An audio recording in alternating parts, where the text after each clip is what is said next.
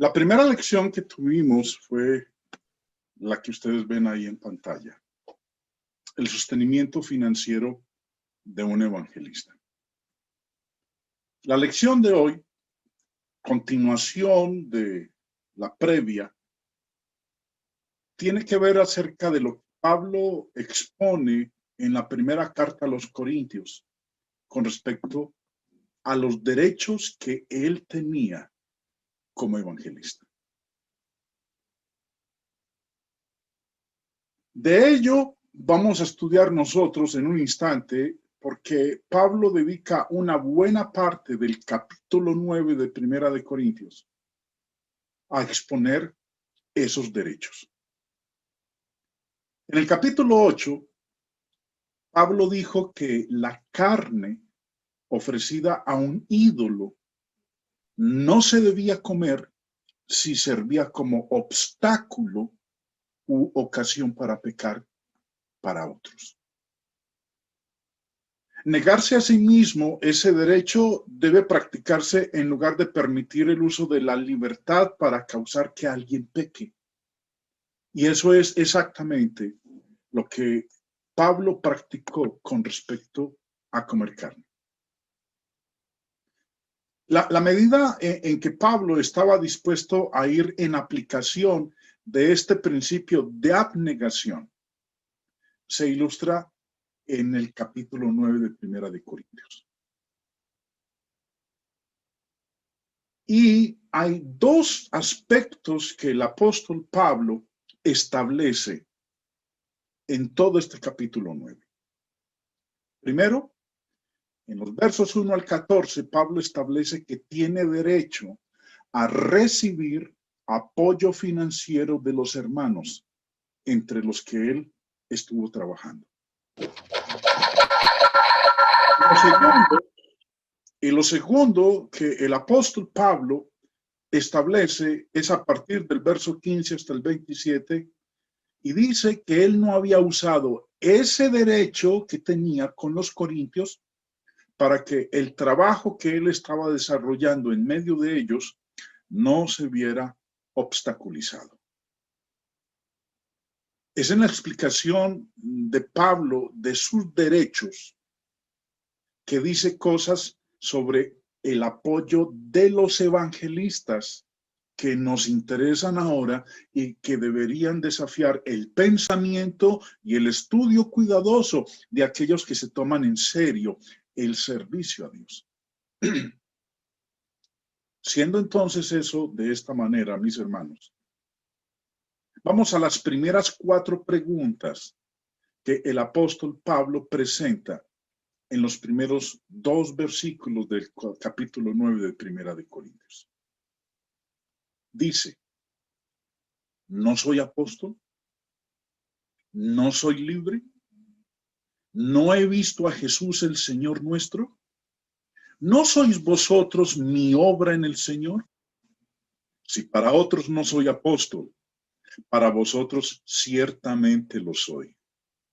Porque el sello de mi apostolado sois vosotros en el Señor. Debido a las repetidas referencias de Pablo en estos versículos a ser apóstol, evidentemente hubo algunas preguntas entre los corintios sobre la validez de esta afirmación, probablemente debido al hecho de que su salario, su sostenimiento provenía de otras iglesias mientras trabajaba entre ellas. Las 4 preguntas que Pablo está presentando aquí, 4 preguntas retóricas que todos estos hermanos sabían que tenían que ser respondidas afirmativamente, tenían la intención de hacerlos pensar. Primera pregunta que hace Pablo: ¿no soy apóstol? Pablo era un apóstol. En Gálatas 1:1 él había dicho: Pablo, apóstol, no de hombres, ni por hombre, sino por Jesucristo y por Dios el Padre que lo resucitó de los muertos. La segunda pregunta que Pablo hace es: ¿no soy libre? Pablo era un hombre libre. Y como era un hombre libre, tenía la libertad para él actuar como deseara. La tercera pregunta que les hace es, ¿no he visto a Jesús, el Señor nuestro? Pablo lo vio, al igual que los otros apóstoles. En 1 Corintios 15 dice en el verso 8, y al último de todos, como a un abortivo, me apareció a mí. ¿Recuerdan ustedes cuando él todavía era el persecutor de la iglesia y camino a Damasco con cartas de los principales para arrestar cristianos? El Señor se le apareció en el camino y le dijo, Saulo, Saulo, ¿por qué me persigues? Ya conocemos nosotros el resto de la historia. Y la cuarta pregunta que el apóstol Pablo les hace a ellos es, ¿no sois vosotros mi obra en el Señor? Ellos habían sido convertidos por el apóstol Pablo. Ellos eran su obra. En 1 Corintios 4, retrocediendo en el libro, dijo él en el versículo 15, porque aunque tengáis 10,000 años en Cristo, no tendréis muchos padres, pues en Cristo Jesús yo os engendré por medio del Evangelio. Ahora, hay una declaración de Pablo y es la del versículo 2. Si para otros no soy apóstol, para vosotros ciertamente lo soy, porque el sello de mi apostolado sois vosotros en el Señor. Y esta declaración indica que Pablo sabía que los corintios eran muy conscientes de la veracidad de lo que él había dicho en el verso 1, de que era apóstol, de que era libre, de que había visto al Señor y de que ellos eran su obra en el Señor. Los corintios estaban muy conscientes de la veracidad de lo que Pablo hizo en forma de preguntas de retórica en el verso 1. Ejercer sus privilegios con respecto a estos asuntos no lo hizo a él menos apóstol. Después de hacer Pablo esta introducción, procede entonces a partir del verso 3 hasta el 6 a mencionar los derechos que él tenía como evangelista. Dijo, contra los que me acusan, esta es mi defensa. ¿Acaso no tenemos derecho de comer y beber? ¿No tenemos derecho de traer con nosotros una hermana por mujer, como también los otros apóstoles y los hermanos del Señor y Cefas? ¿O solo yo y Bernabé no tenemos derecho de no trabajar? Los predicadores que desean averiguar y enseñar cuáles son sus derechos con respecto a sus salarios, no necesitan buscar más allá de lo que nosotros estamos leyendo y vamos a leer en este pasaje de 1 Corintios 9. En él encontramos nosotros toda la información necesaria con respecto al sostenimiento de un evangelista. Algunos en Corinto, donde Pablo había trabajado como evangelista, querían examinar a Pablo con respecto a su no aceptación de sostenimiento, porque Pablo no recibió salario de la iglesia en Corinto. Él lo rechazó, no estuvo dispuesto a recibir de parte de ellos sostenimiento, derecho que él tenía como evangelista. Y él responde con una defensa que consiste en una serie de preguntas que las acabamos de leer en el versículo 1. Ahora, esas preguntas no fueron diseñadas por Pablo para establecer sus derechos de hacer o de participar en cualquier tipo de estas actividades, sino que tenían la intención de establecer su derecho a recibir el salario de los hermanos mientras hacía estas cosas o para poder hacerlas. ¿No tenemos derecho de comer y beber? ¿No tenemos derecho de traer con nosotros una hermana por mujer? ¿No tenemos derecho de no trabajar? Vamos a mirar cada una de estas tres preguntas que el apóstol Pablo presenta a los hermanos en Corinto. Y empecemos con la primera pregunta.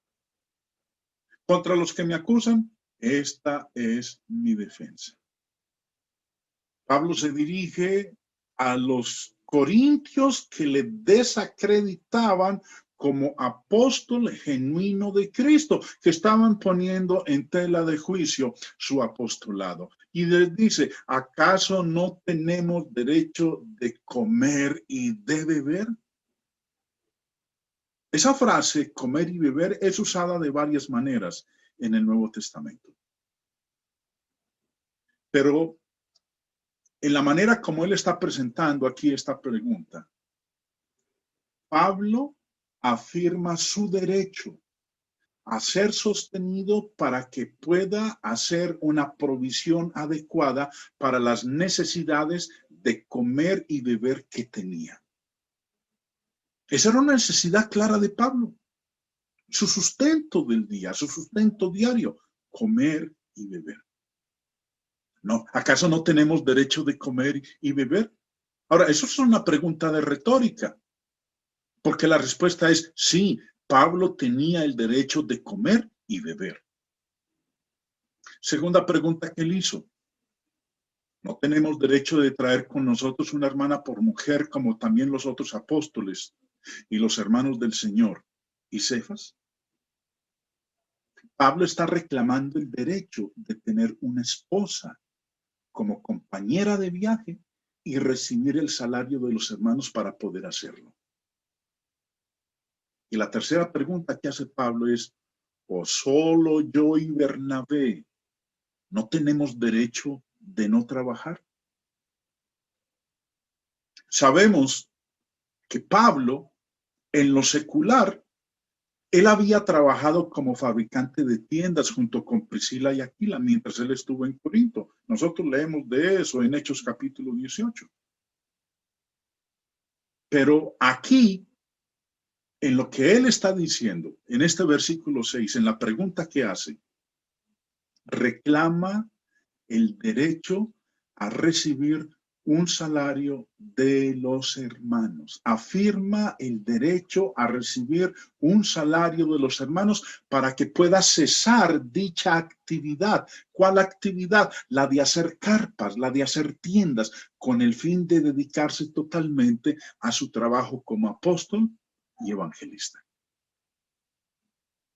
Se puede sacar, hermanos, una serie de conclusiones y aprender varias lecciones de un estudio de estos primeros 6 versículos. Los evangelistas no deben dudar en enseñar y defender lo que está contenido en estos versículos según sea necesario. Pablo no lo hizo. Los hermanos que no apoyan adecuadamente a los predicadores están en una situación espiritual tan precaria como aquellos que fallan en sus deberes dados por Dios en otras áreas. Usted recordará en Malaquías, el último libro del Antiguo Testamento, en donde Malaquías acusó al pueblo de robar a Dios por no traer los diezmos y las ofrendas, que como veremos, a medida que avanza nuestro estudio, fueron diseñados para ser utilizados, esos diezmos, para ser utilizados en el sostenimiento de los sacerdotes y de los levitas.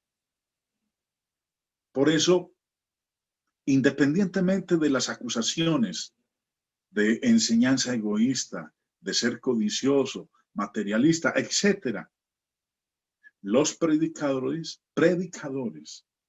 serán responsables de no enseñar a los hermanos a hacer lo que Dios espera de ellos en esta área de responsabilidad, tan seguramente como lo serán por enseñar sobre otros temas necesarios. Recordarán ustedes, hermanos, que nuestra primera lección de este tema de el sostenimiento de un evangelista, el profeta Nehemías reprendió a los funcionarios de su día que se habían sentado y no se habían encargado de que se les diera la porción que se les debía a los sacerdotes y levitas.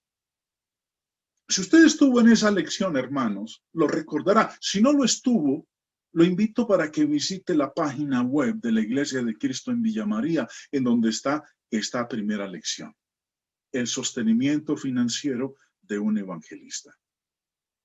Ahora, como resultado de ese fracaso, muchos de los sacerdotes y de los levitas, de los que estaban trabajando en el tabernáculo, tuvieron que volver a sus propios campos.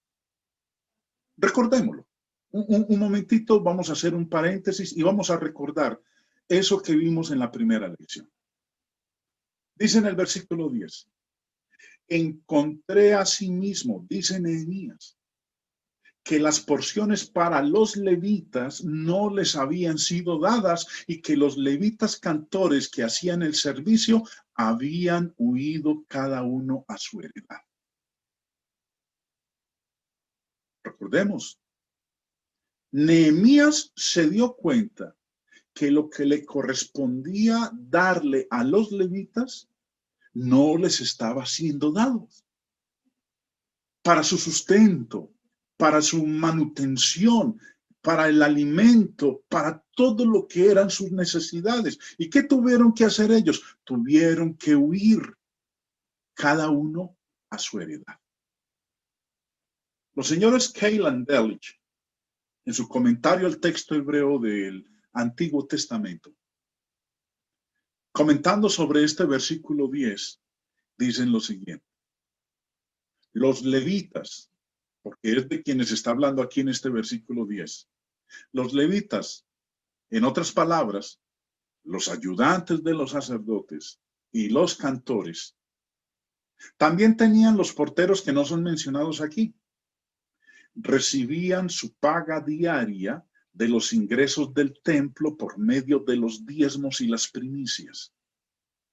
Si no se registraba la entrada de estos costes, eran obligados a abandonar su oficio en la casa de Dios y trabajar en sus campos de las ciudades y pueblos donde vivían.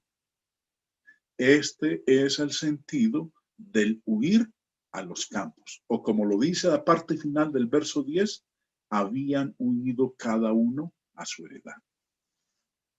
Como no recibían sus porciones y no tenían entonces cómo sobrevivir, alimentarse, cubrir sus necesidades, entonces tuvieron que abandonar el servicio en el tabernáculo, en el templo, y dedicarse a lo secular. El capítulo 12 de Nehemías dice en el verso 47, y todo Israel en los días de Zorobabel y en los días de Nehemías daba alimentos a los cantores y a los porteros, cada cosa en su día. Consagraban a sí mismos sus porciones a los levitas y los levitas consagraban parte a los hijos de Aarón. Vemos entonces cómo es que estaba determinado por parte de Dios la subsistencia de los levitas. Pero continuemos la lectura de Nehemías 13. Dice ahora en el verso 11, entonces reprendía a los oficiales. Estamos hablando de Nehemías, cuando él se da cuenta de que las porciones para los levitas no les habían sido dadas, entonces reprendía a los oficiales y dije, ¿por qué está la casa de Dios abandonada? ¿De qué manera estaba abandonada? En que los levitas ya no estaban ejerciendo las funciones que le correspondían establecidas por Dios, porque no tenían cómo sufragar sus gastos, sus necesidades de cada día. Entonces tuvieron que abandonar la casa de Dios. Y sigue el texto, y los reuní y los puse en sus puestos. Y toda Judá trajo el diezmo del grano, del vino y del aceite a los almacenes, Y puse por mayordomos de ellos al sacerdote Selemías y al escriba Sadoc, y de los levitas a Pedaías, y al servicio de ellos a Anán, hijo de Zacur, hijo de Matanías, porque eran tenidos por fieles, y ellos tenían que repartir a sus hermanos. Acuérdate de mí, oh Dios, en orden a esto, y no borres mis misericordias que hice en la casa de mi Dios y en su servicio. Es importante que nos aseguremos de que los hermanos entiendan que nuestro motivo en la enseñanza es el de Pablo. Delante de Dios, delante de Cristo. Como dijo el apóstol Pablo en 2 de Corintios 12:19, pensáis aún que nos disculpamos con vosotros, delante de Dios en Cristo hablamos, y todo muy amados para vuestra edificación. Bueno, vuelvo y repito, si usted, mi hermano, no tuvo la oportunidad de estar en la primera lección de este tema sobre el sostenimiento de los evangelistas, lo invito para que visite la página web de la Iglesia de Cristo en Villa María y ahí va a encontrar esta lección. Continuemos. Estos son los derechos de un predicador con respecto al sostenimiento financiero. No es un parásito. Y no se le debe hacer sentir como si fuera uno, porque se abstiene de los tipos de trabajo que otros realizan y acepta salario de los hermanos para hacer el trabajo de un evangelista. Los hermanos que cuestionan o les duele mucho la práctica de proveer a un evangelista para sus necesidades, harían bien en considerar lo que Pablo dice aquí. ¿Y qué predicador no ha escuchado las bromas sobre que ellos no trabajan? Aquellos que han desempeñado su papel de evangelistas son conscientes de que en más de una ocasión se han hecho chistes, se han hecho bromas con respecto a su labor. Ahora, esto es lo que el apóstol Pablo menciona entonces en estos primeros 6 versículos con respecto a los derechos del evangelista. A partir del versículo 7 hasta el 14, Pablo había afirmado su derecho a recibir sostenimiento financiero de los hermanos entre los que trabajaba. Pero no se contentó con simplemente afirmar lo que tenía derecho a recibir. Ahora establece cuidadosamente la base sobre la cual tenía esos derechos. Y los establece con una serie de argumentos. Y lo segundo que él hace es que demuestra que los hombres pagan salarios y dan provisiones físicas a otros hombres por el trabajo que hacen.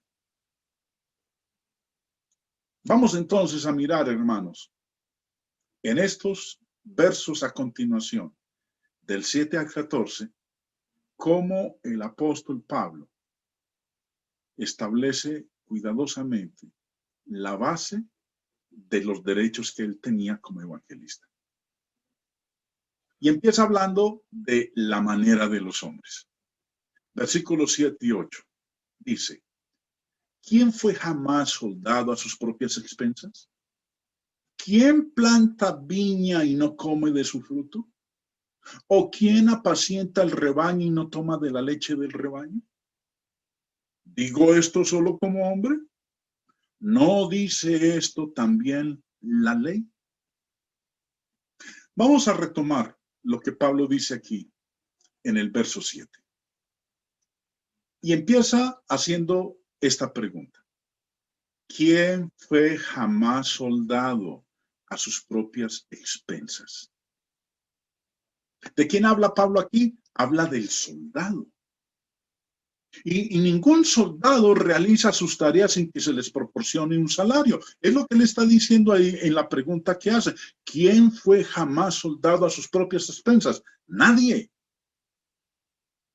Ningún soldado estaba dispuesto a ser soldado en donde él mismo tuviera que cubrir los gastos.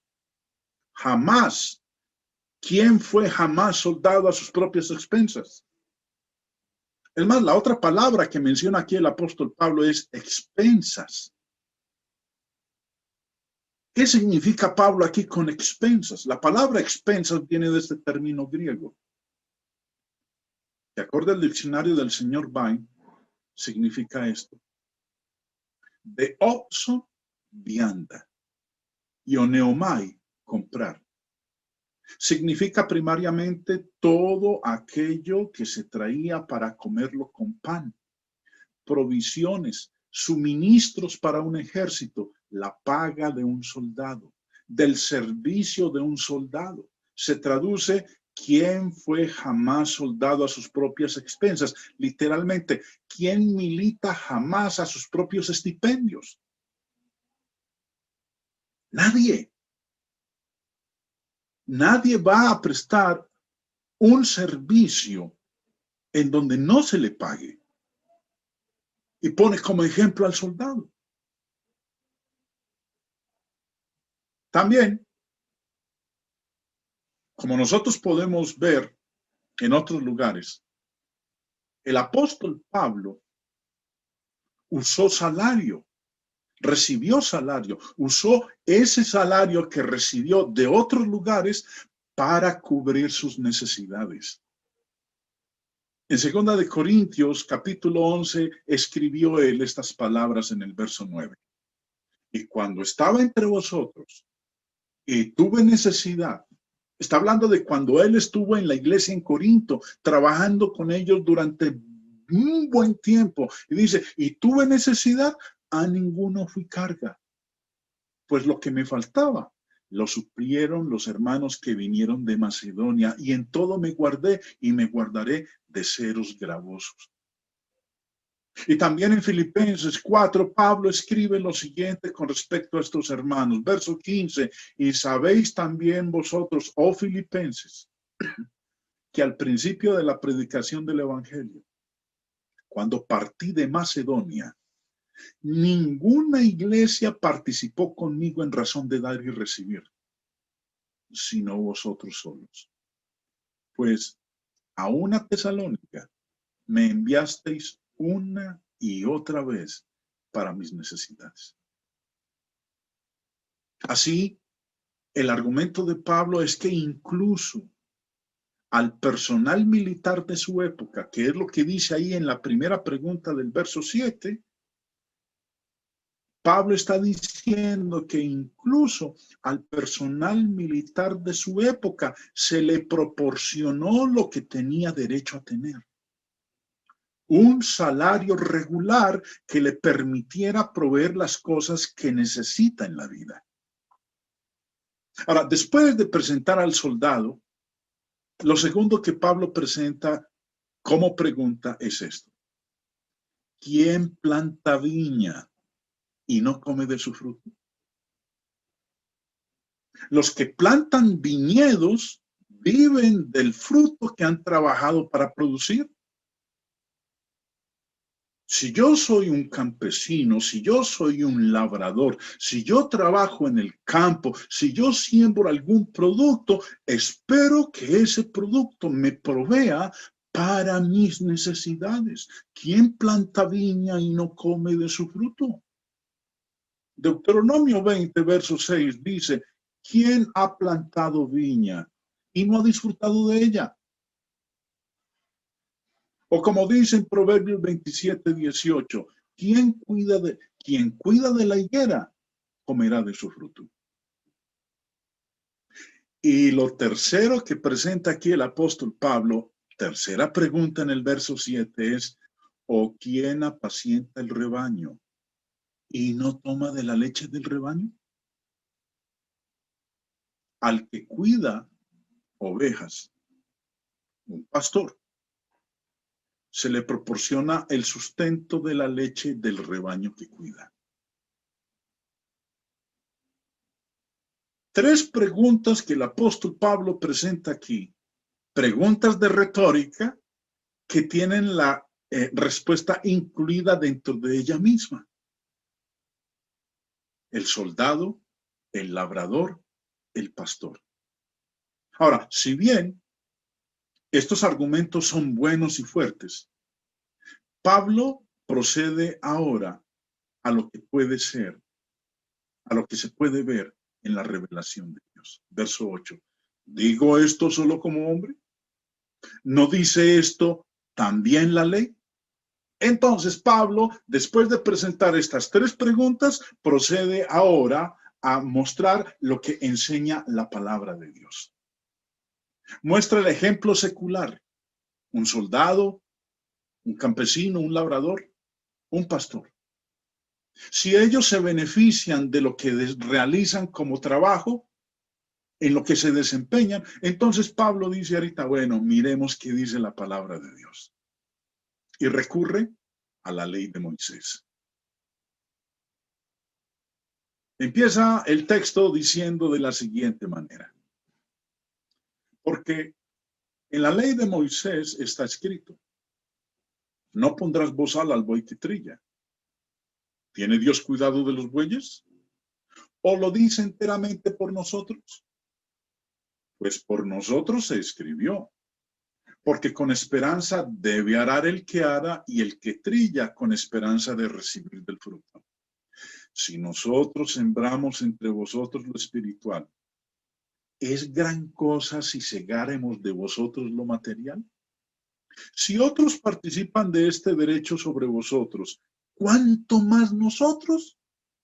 Pero no hemos usado de este derecho, sino que lo soportamos todo por no poner ningún obstáculo al Evangelio de Cristo. ¿No sabéis que los que trabajan en las cosas sagradas comen del templo y que los que sirven al altar, del altar participan?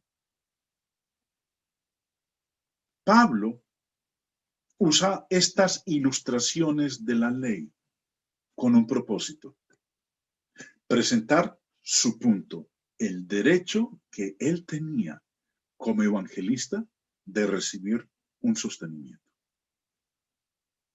Y empieza hablando del animal. Versículo 9. Porque en la ley de Moisés está escrito, no pondrás bozal al buey que trilla. ¿Tiene Dios cuidado de los bueyes? ¿O lo dice enteramente por nosotros? Pues por nosotros se escribió, porque con esperanza debe arar el que ara y el que trilla con esperanza de recibir del fruto. Pero retomemos el verso 9. No pondrás bozal al buey que trilla. Eso lo decía la ley de Moisés. Está hablando del buey. Ahora, miremos la ley, donde está en la ley de Moisés, Deuteronomio 25, verso 4, la ley decía, no pondrás bozal al buey que trillare.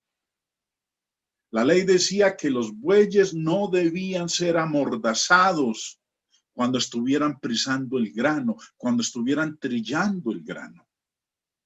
Pero esto no fue escrito para bueyes, porque como dijo Martín Lutero, los bueyes no pueden leer. Los señores Keil and Delitzsch, nuevamente cito el comentario, sobre este pasaje de Deuteronomio 25:4, que es lo que está citando Pablo, 1 Corintios 9:9, hacen el siguiente comentario.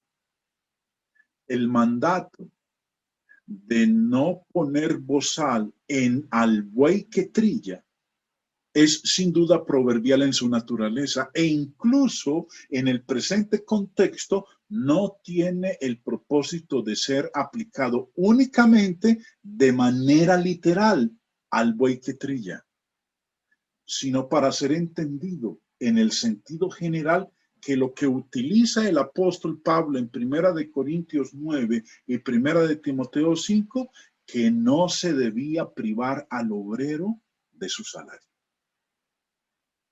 El Señor Jesús ya lo había enseñado en los evangelios. Digno es el obrero de su salario. Continuando, hermanos, en el verso 10, leo el verso 10 que dice, ¿o lo dice enteramente por nosotros? Pues por nosotros se escribió, porque con esperanza debe arar el que ara y el que trilla con esperanza de recibir del fruto. ¿A quiénes se está refiriendo el apóstol Pablo aquí con respecto al que ara y el que trilla? ¿A quiénes se refiere con eso? Se está refiriendo a los evangelistas. Simple y sencillamente se está refiriendo a ellos, a los que predican el evangelio. Dice, lo que dijo la ley, lo decía era por los evangelistas. Pablo mismo lo dice ahí en el verso 10, por nosotros se escribió, porque nosotros aramos, nosotros trillamos. Estamos hablando ya en aspectos de lo que tiene que ver con lo espiritual, con la predicación del evangelio, con la enseñanza de su palabra. Ahora, si nosotros, dice en el verso 11 el apóstol Pablo, si nosotros sembramos entre vosotros lo espiritual, ¿es gran cosa si segáramos de vosotros lo material? Pablo pensó que no debería ser un gran problema para los evangelistas cosechar las cosas carnales, las cosas materiales de aquellos entre quienes habían sembrado cosas espirituales. Mire lo que dice ahí, verso 11. Es gran cosa, dice Pablo, si cegáremos de vosotros lo material. ¿Es algún problema, hay algún inconveniente si nosotros nos beneficiamos de parte de ustedes, recibiendo de ustedes lo material? ¿Hay algún problema por eso? ¿Es gran cosa? Pablo dice que no debería ser un gran problema. Si estamos sembrando en ustedes lo espiritual, ¿por qué no beneficiarnos nosotros de lo material, recibiéndolo de ustedes? Ahora, en el verso 13 dice, ¿no sabéis que los que trabajan en las cosas sagradas comen del templo y que los que sirven al altar, del altar participan? ¿De quiénes está hablando aquí Pablo? Está hablando de los sacerdotes y de los levitas, los que ministraban sobre las cosas sagradas y esperaban en el altar y trabajaban en el altar, esperaban comer de las cosas del templo y tenían su porción con el altar. ¿En qué medida y qué también fueron provistos estos individuos? ¿Qué cantidades recibieron? ¿Cuál fue la proporción? Bueno, de eso vamos a estudiar nosotros en nuestra próxima lección, la lección número 3. El sostenimiento financiero de los sacerdotes y de los levitas. Un hermano me preguntaba en la primera lección acerca del sostenimiento de los evangelistas. Me preguntaba, hermano Jaime, ¿cuánto es lo que debe recibir un evangelista? Y yo le dije, yo no voy a dar esa respuesta. Cuando lleguemos al final de esta serie de lecciones, que son 3, nosotros nos vamos a dar cuenta entonces cuánta debe ser la cantidad de salario, de sostenimiento, de ayuda que debe recibir uno que está al servicio de las cosas de Dios. Pero eso lo vamos a ver en la lección número 3. Ahorita vamos en la segunda. Continuando, en el verso 14 está el argumento final y más grande que Pablo usa y se basa en la palabra del Señor mismo. Dice el verso 14, así también ordenó el Señor a los que anuncian el evangelio que vivan del evangelio. Hay 3 palabras en este versículo que necesitamos definirlas y entenderlas. La primera es así también. Esta palabra Viene de este término griego, que según el diccionario del señor Vine, significa de esta manera, de este modo, así. O el señor Thayer, en su léxico griego-inglés, dice, con respecto a la palabra así también, en virtud de su fuerza demostrativa nativa, se refiere a lo que precede. Pablo ha venido hablando de cómo en la ley, de cómo en lo secular, las personas reciben un sostenimiento. Y ahorita dice, así también, como ocurre en la ley, como ocurre bajo la ley de Moisés, como ocurre en lo secular, y mencionó al soldado, mencionó a aquel que es un agricultor, un labrador, mencionó a aquel que es un pastor, y luego mencionó a los que ministran en el tabernáculo. Ahorita dice, así también. Por eso leemos aquí, en virtud de su fuerza demostrativa nativa, se refiere a lo que le precede, de la manera mencionada, en la forma descrita, en la forma en que se hizo, de tal manera, así entonces, así también que ordenó el Señor. La palabra ordenó viene de este término griego, que acorde al diccionario del señor Vine significa, denota con frecuencia ordenar, disponer, señalar, prescribir de lo que el Señor ordena con respecto al sustento de los que proclaman el Evangelio. El léxico griego de R.E. Gingrich dice que el término ordenar significa ordenar, dirigir, mandar. Esa es la segunda palabra. Recuerden, esa orden no fue algo que se le ocurrió al apóstol Pablo. Es algo que ordenó Dios. Que así como en lo secular, aquellos que trabajan en lo secular, sea soldado, sea agricultor, sea pastor, etcétera, recibe un salario. Así como los que trabajan en el tabernáculo se benefician del templo, se benefician del altar, así también ordenó el Señor a los que anuncian el Evangelio que vivan del Evangelio. La palabra vivan viene de este término griego, que acorde al señor Vine significa del mantenimiento de la vida física. Que vivan refiriéndose al sustento, al mantenimiento de la vida física. Quienes se benefician del trabajo espiritual realizado por los evangelistas deben proporcionarles salarios suficientes para el mantenimiento de la vida física, para que vivan, de modo que no tengan que trabajar en otras áreas. Esto es lo que ha ordenado el Señor. Esto es lo que Él ha ordenado que se haga y ordenó que se hiciera de la manera en que se hizo con los sacerdotes y levitas bajo la antigua ley. Ahora, con el fin de apreciar la comparación entre el apoyo financiero de los siervos de Dios hoy día y aquellos bajo el sistema levítico, debemos responder a la pregunta que planteábamos anteriormente. ¿En qué medida y qué tan bien fueron provistos estos individuos?